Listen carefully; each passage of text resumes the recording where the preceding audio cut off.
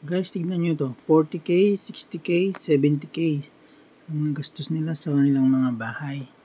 Pasok na pasok po sa budget. Kung wala pa po kayong bahay at gusto nyo magkaroon ng sariling bahay sa murang halaga.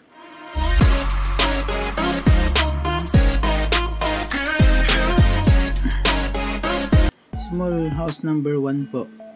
Ito 10 feet by 12 feet. 70k po ang gastos nila. May terrace, may sala, at naka-tiles na siya. Half plywood, tsaka half cement po siya. Na may mga cortina guys. Ganda tignan. Meron din siyang bobida oh. 70k po yung gastos nila dyan.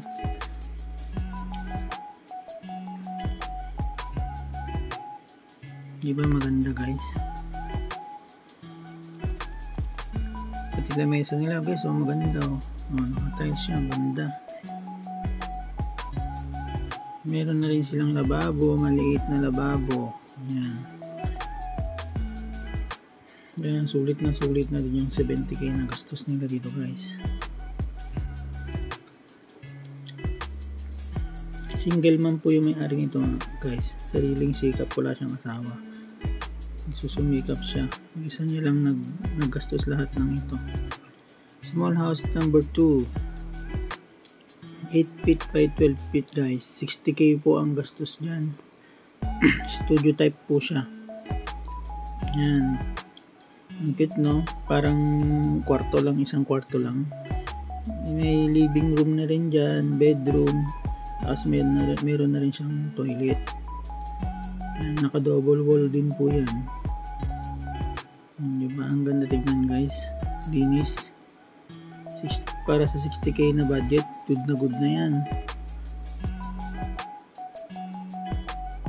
Depende lang talaga sa nagbabudget yan, tsaka nagpapaganda ng bahay.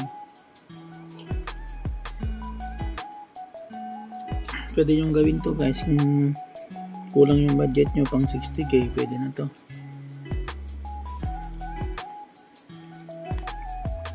Small house number 3 is 8 feet by 10 feet lang to guys. 40k lang ang gastos nito. Hardiplex yung kahoy, tapos kahoy.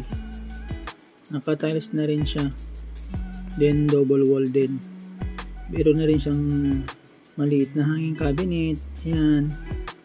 Tapos meron siyang mga ilaw-ilaw, nilagyan niya talaga. O, diba? Linis tignan. Minilit na rin siya ng aircon.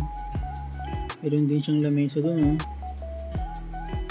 40k lang to guys. Sa mga naghahanap po ng bahay mura, ganito po gawin nyo. Sa 40k hindi na po kayo lugi.